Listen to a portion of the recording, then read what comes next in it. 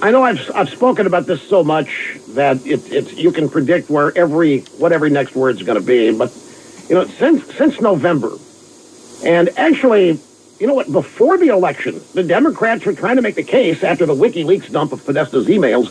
The Democrats have been trying to make the case that Trump was working with the Russians to somehow hack the election.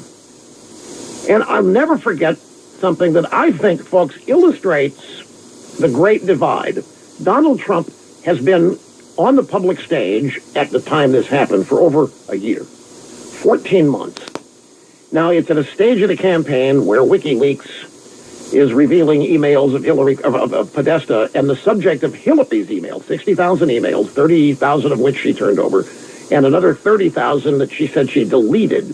Well, about this time, and this is around September, October, people are claiming, various sources, well, somebody's got those 33,000 emails that she deleted. Somebody's got them. So a buzz developed over this, but nobody can find them.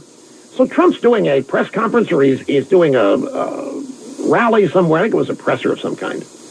And as an aside, as an afterthought, Trump said something along the lines of, hey, if the Russians are listening, maybe you can find them. Maybe you can find Hillary's emails, and if you do, turn them over to the DNC or whatever. He was cracking a joke. It was hilarious. He was being typically Donald Trump. He'd been on the public stage for over a year.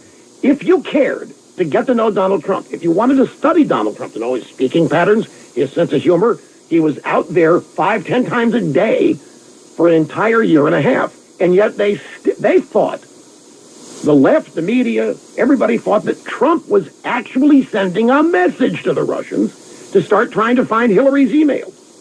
Instead of cracking a joke, the point that Trump was making is, come on, somebody's got to know where these things are. You don't want to find them. You want these 30,000 emails kept hidden. So he cracked a joke. Maybe the Russians could, because the Democrats were blaming the Russians for everything. That joke is probably 75% of the fuel that has fueled, since that joke was made, this entire meme that Trump and the Russians worked together to hack the election. This is the most unreal, the most surreal, impossible thing. I mean, to show you how twisted and out of balance everything is in terms of news and media and politics, the idea that the election was tampered with by the Russians and that that's why Hillary lost, the fact that that's what's driving this still, even though countless news sources have affirmed they can't find a shred of evidence. And yet it propels everything that we are still going through here, which is the effort to stall, to undermine, to sabotage the Trump presidency. Now, since November, since the election, the Democrats, the left, the media have all been throwing around this stupid phrase, the Russians hacked the elections.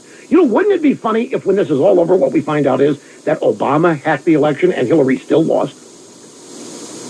Wouldn't that be just juicy? Wouldn't that be just desserts? So, and again, I want to remind you, New York Times, January 20th, wiretap data used in inquiry of Trump aides. There's no question that somebody was wiretapping somebody. In Trump's allegation, a serious charge has got more basis in fact and reality than the charge that the Russians hacked the election. Trump's allegation about Obama and his administration has much more legitimacy, much more weight, much more credence than the one thing that's driving all of this opposition to Trump. Because without that, they've got nothing. There isn't a single area in the world where the Democrats can point and say, that's better than America. They blame the United States of America for things that have gone wrong in our country. They blame the United States of America that things have gone wrong in the world. The United States is the problem. It's not the solution in the world, in their mind. And yet, they can't point to a single place where what they believe has created a better way of life than has the United States of America. Their policies have been repudiated, and I think, folks, if the truth be known here, we are watching the Democrat Party and the American left crack up.